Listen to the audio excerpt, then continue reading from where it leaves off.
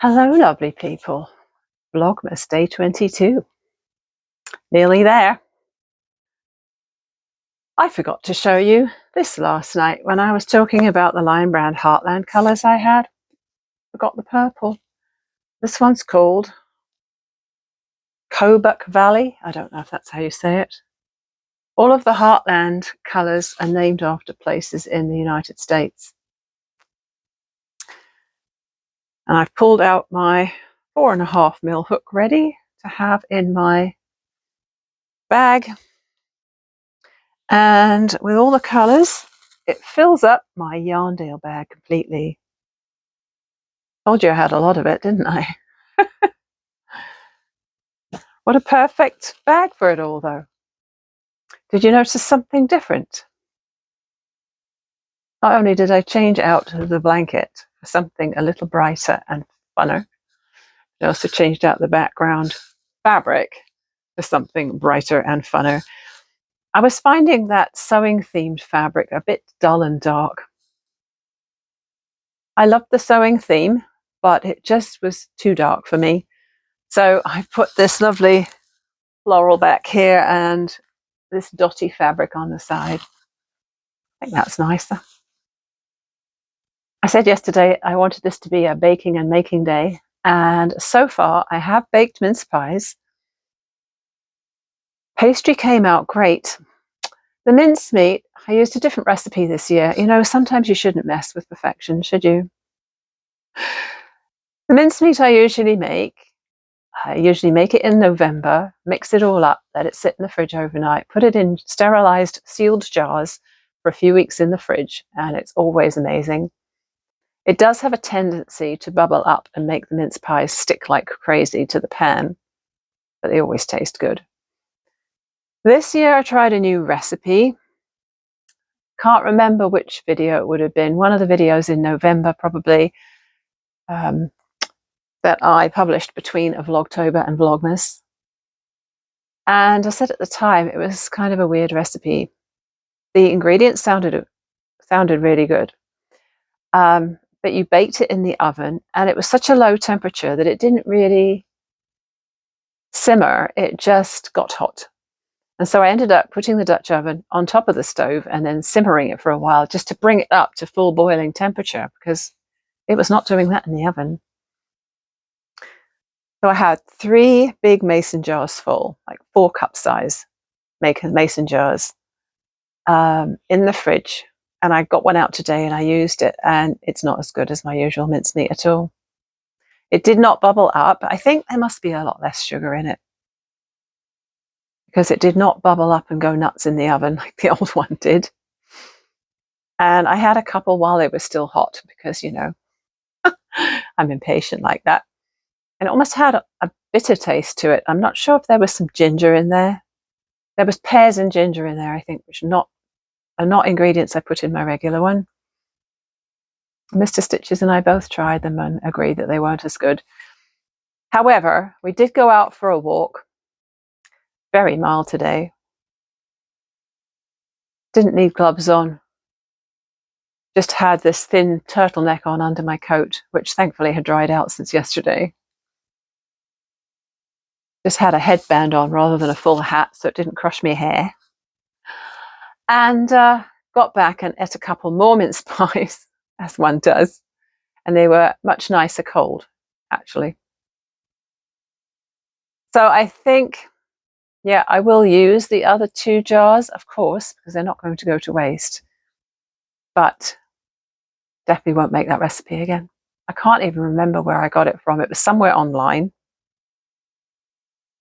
And I think I probably wrote it out. I may have even put it in my handwritten recipe book that I keep my recipes in from various sources that are not already printed in a book.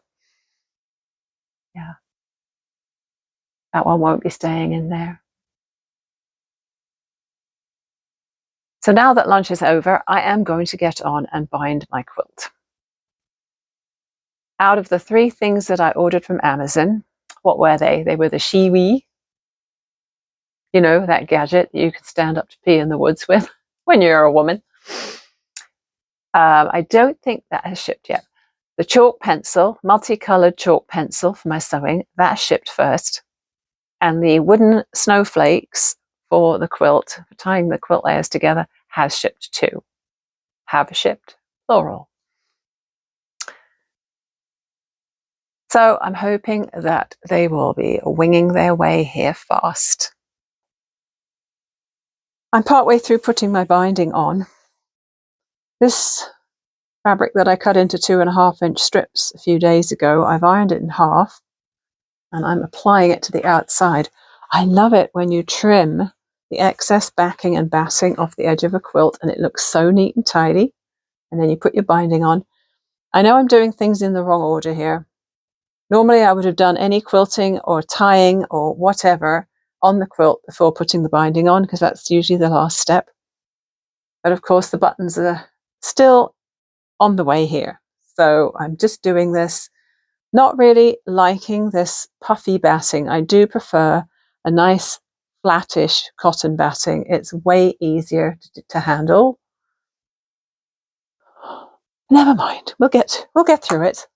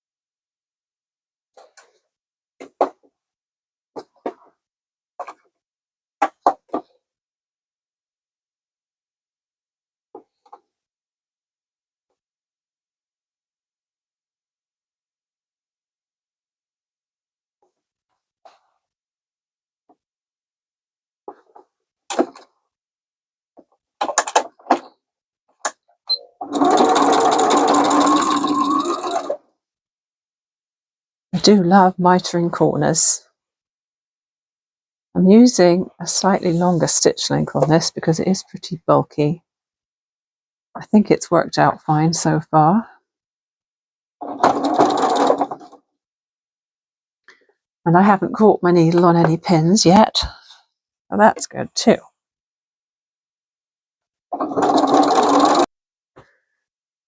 I'm at the point now where I have my binding on, half on.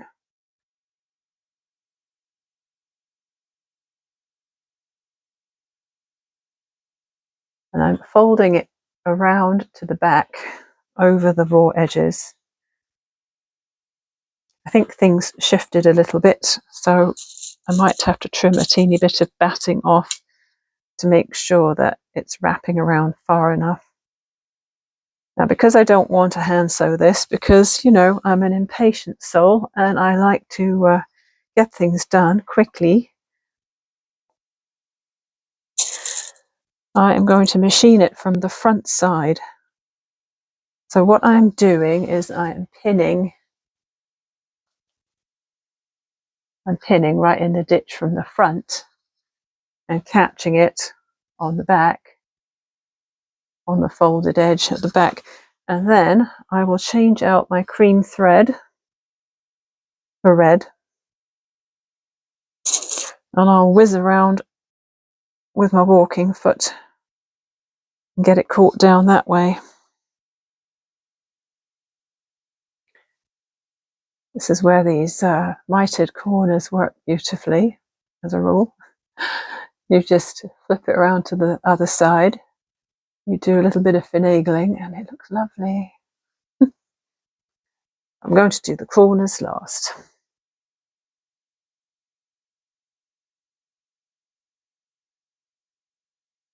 I make so few quilts these days.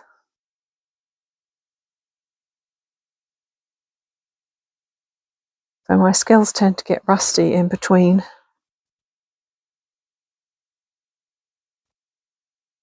And of course, Murphy's Law dictated that as soon as I started sewing on the binding, my bobbin thread ran out.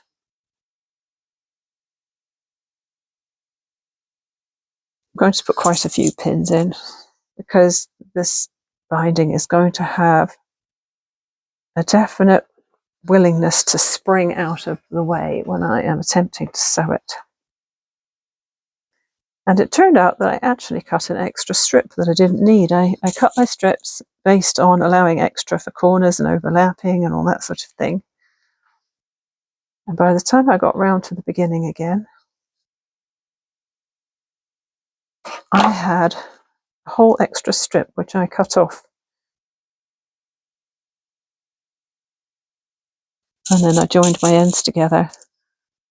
Karen of Just Get It Done Quilts has some excellent tutorial videos on binding quilts and joining the ends and all that sort of thing. I am definitely not the person you want to learn that from. It's just as well I'm using red fabric because I keep stabbing myself with the pens. So while I was saving and exporting my video for Vlogmas Day 21 last night, I was watching some BritBox. I'm still working my way through Vera. I did ask the guy at work who comes from the Newcastle area whether he's been watching it, and he said, hell no. He said, I moved to get away from all that. I don't want to be reminded of it. And I thought, oh, that's a little bit sad.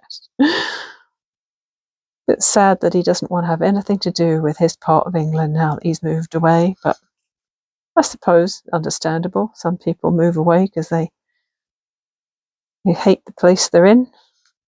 We didn't hate the place we were in. We just felt like we didn't want to be in the same place for forever.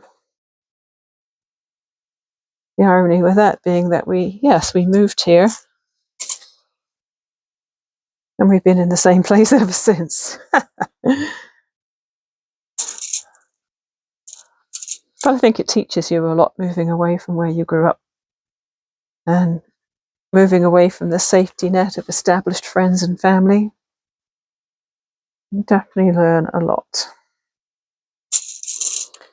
So after I watched another episode of, well, actually I had to finish an episode of Vera. Honestly, the storylines of these things are sometimes a little convoluted.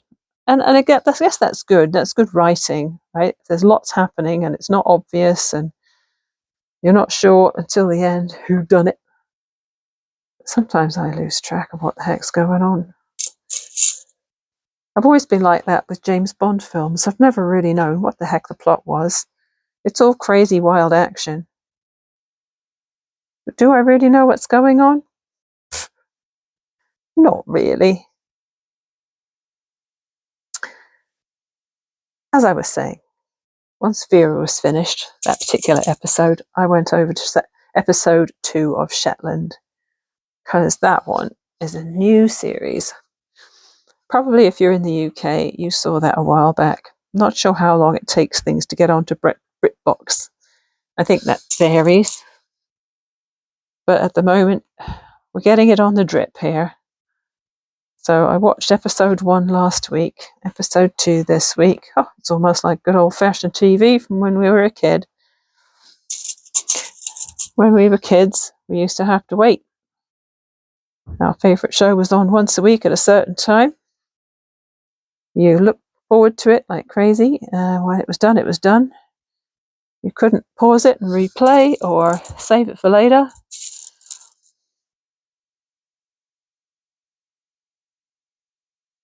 If you missed it, you missed it.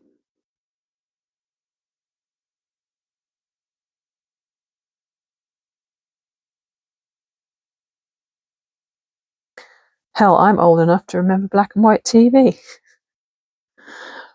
In the 60s, we had a black and white TV in our house. Mr. Stitch's family didn't have TV at all. And I remember going to my grandparents' place in England. They lived in Hampshire. I loved those grandparents. It was just always so lovely to go and stay with them. There were so many nice things about going and staying with them. And they had a colour TV. You'll watch anything if it's in colour when you're used to black and white. Absolutely anything. You could watch the weather forecast and get excited about it because it was in colour. Well, I have been cursing a little bit at this quilt. I found a little bit where I hadn't tucked the flannelette on the back inside the binding properly. So I redid that bit. But in the process of that, I noticed a problem with this one. So if you were watching when I was making these blocks, you'll know that there's a double layer of fabric here. There's this backing fabric, and then I sewed squares onto here, flipped them, trimmed the inside. Well, when I was attaching the blocks together, I must have got, let me find something that'll work better than that. I must have had a little bit of a fold under problem or something here. Because look, that is supposed to be a seam and I can get my seam ripper right in there. How annoying is that? So I'm going to leave a pin there. Not sure what I'm going to do with that, but yeah. I think probably it's going to end up with a wooden snowflake button on top of it. I've gone almost all the way around the quilt now, and I'm disappointed to admit that I have not caught the back of this binding in all the places. There's a bloody long stretch there where I didn't, and I'm just so annoyed with myself. I could have had a nice relaxing hour one evening hand stitching this down, and instead I impatiently went ahead and machine stitched it, knowing full well I was probably going to have to redo certain areas. Why do I do this?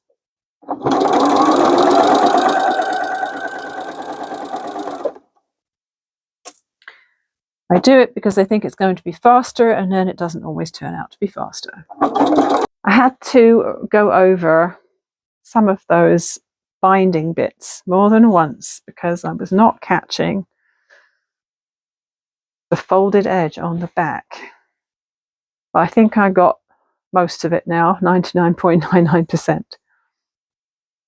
And so I'm as far into this quilt as I could possibly be.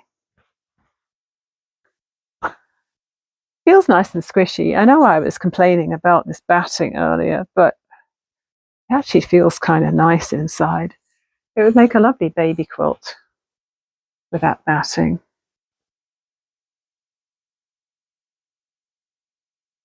These blocks are 6 inches square. So it's 36 inches across and 42 inches long. So yeah, probably a good crib quilt size. But it's not going to be a crib quilt. It's going to be a wall quilt in my living room, which just reminded me I am going to have to think about how I'm going to hang it on the wall. I did not think ahead and put a sleeve on the back. So what I will probably do is just create some loops out of this red fabric. I have this strip spare. Where'd it go? I have this cut strip spare. I think what I will do is make some hanging loops. It really only needs 2, 3. One on each end and one in the middle, and then I can put it on a dowel.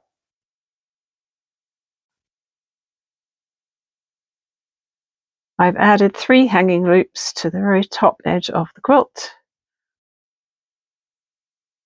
I'll just need to find a dowel to hang it up with, which I think I have upstairs.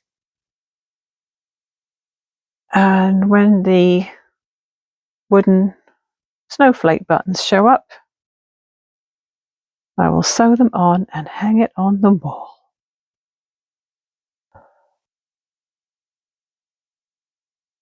Pizzas are in the oven. We're going to eat dinner and then we're going out to see a musical. So that's going to be fun. What I'm going to do is I'm going to upload the video before we go out because I'm not sure how late we're going to be getting back. And I want it all done and dusted for the night. So I'll see you again tomorrow for day 23. Thanks for watching. Bye.